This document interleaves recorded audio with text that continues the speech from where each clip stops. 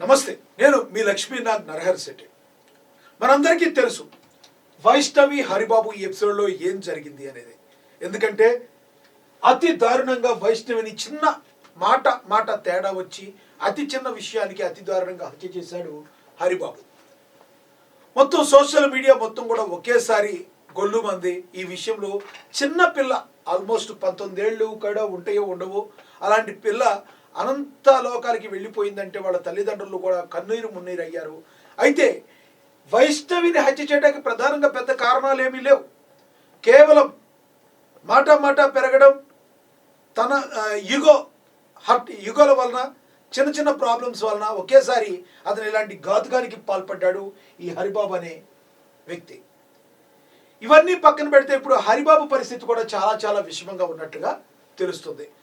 గుండెలు బాదుకునేటట్టుగా ఏడవటం ఒక డ్రామా అని, నిజంగానే అసలు హరిబాబు ఆరోగ్యం ఏమైంది, కోమాలోకి వెళ్ళిపోయాడని కొందరు చెప్తుంటే అసలు వైద్యులకి ఈ హరిబాబు అనే అతను సహకరించట్లేదు అన్నట్టుగా తెలుస్తుంది. అసలు ఏమైందో ఒకసారి చూద్దాం. మనకు తెలుసు వైష్ణవి హత్య కేసులో సంచలనం ఈ హరిబాబు యొక్క కొత్త డ్రామా మనకైతే కనబడుతూ ఉందన్నది కూడా మనకి అర్థమవుతుంది. జగిత్యాల జిల్లాలో సంచలనం సృష్టించిన వైష్ణవి హత్య కేసు ఇప్పుడు 2 తెలుగు రాష్ట్రాల్లో ప్రధాన చర్చనీయాంశంగా మారింది. ఈ కేసులో నిందితుడిగా ఉన్న ఆమె భర్త హరిబాబు ప్రవర్తన ఇప్పుడు పోలీసులకు మరియు వైద్యులకు పెద్ద సవాలుగా మారింది. ఇక వైద్యులకు పెద్ద సవాల్ అయితే అయింది. వైష్ణవి మరణం తర్వాత చోటు చేసుకున్న పరిణామాలు మరియు కేసు తీవ్రత దృష్ట్యా హరిబాబు తీవ్రమైన భయాందోళనకు గురైనట్టుగా తెలుస్తుంది.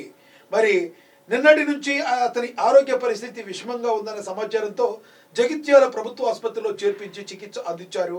అయితే అక్కడ కూడా అతను వైద్యులకు ఏమాత్రం సహకరించకపోవడంతో ఆసుపత్రి వర్గాలు మరి ఏం చేయాలో తెలవలేకుండా పోయింది.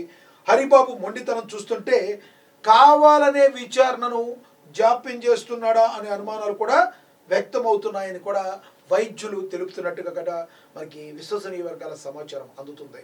ఇక హరిబాబుకు అవసరమైన అన్ని రకాల వైద్య పరీక్షలు నిర్వహించేందుకు వైద్యులు తీవ్రంగా చాలా శ్రమించాల్సి వచ్చింది.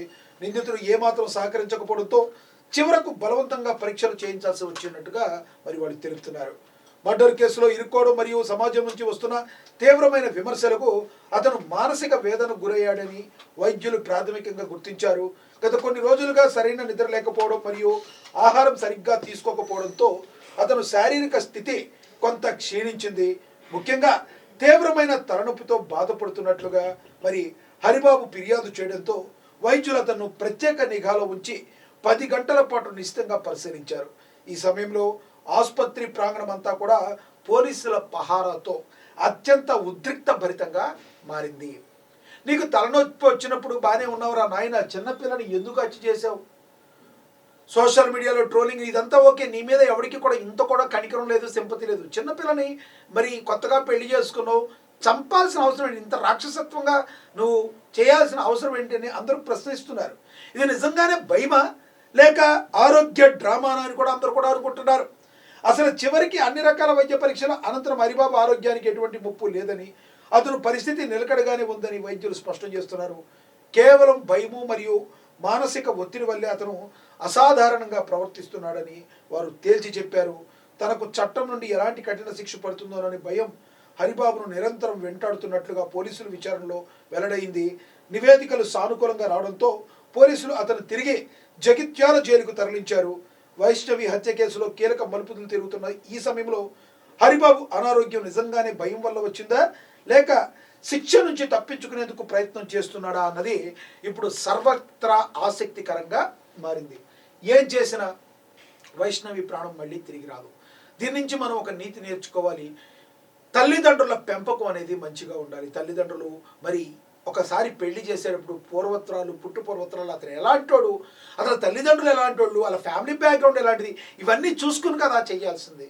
ఏదో పిల్లలు ఇష్టపడ్డారు కదా సెల్ ఫోన్ ప్రేమ అన్నట్టుగా మరి చేసేస్తే రేపు పొద్దున అక్కడ పరిస్థితి ఎలా ఉంటుంది అంటే మరి ఈ రోజున వైష్ణవి లేకుండా పోయింది. మరి ఈ హరిబాబు అనే అతను మరి ఇప్పుడు నువ్వు పశ్చాత్తాపడినా నిజంగా ఏం చేసినా ప్రాబ్లం అయిపోయింది కదా, జరగాల్సిన డ్యామేజ్ అంతా జరిగిపోయింది. ఈ హరిబాబు విషయంలో ఇప్పటికీ కూడా మరి సోషల్ మీడియా దగ్గర నుంచి ఎవరు కూడా ఇతని మీద కనికరం చూపించట్లేదు. ఒక్కొక్కడు ఒక్కో రకంగా మాట్లాడుతున్నారు. కమెంట్లు అయితే అరే మాంత్రికుడిలాగా ఉన్నాడు, మంత్రాలు చేసుకునే వాళ్ళలాగా ఉన్నాడు, అలాంటి నువ్వు ఎలా చేసుకున్నావు అమ్మ చిట్టి తల్లి అని ఆమె గురించి మాట్లాడుతున్నారు. రియల్గా అక్కడ ఏం జరిగింది అనేది కొన్ని విషయాలు వాళ్ళ వరకే తెలిసినప్పటికీ కూడా అభమో శుభమో తెలియని ఒక ఆమెని అతి దారుణంగా క్రూరత్వంగా చంపేశాడు ఈ హరిబాబు అనే అతను. ఈ హరిబాబు విషయంలో ఎటువంటి పరిస్థితుల్లో మరి చట్టం తరపున అయితే తను చేసుకుపోతుంది. మిగతా వాళ్ళందరికీ కూడా ఇప్పుడున్న కొత్తగా ఎవరైతే సెల్ ఫోన్లే ప్రపంచంగా ఉన్న వాళ్ళందరికీ కూడా ఇది ఒక గొడ్డలి పెట్టిగా ఉండే అవకాశం అయితే చాలా చాలా స్పష్టంగా కనబడుతుంది. మీరేమనుకుంటున్నారు ఈ హరిబాబు వైష్ణవి విషయంలో? మీరేమనుకుంటున్నారు? కామెంట్ బాక్స్ రూపంలో కామెంట్ చేయండి. నమస్తే.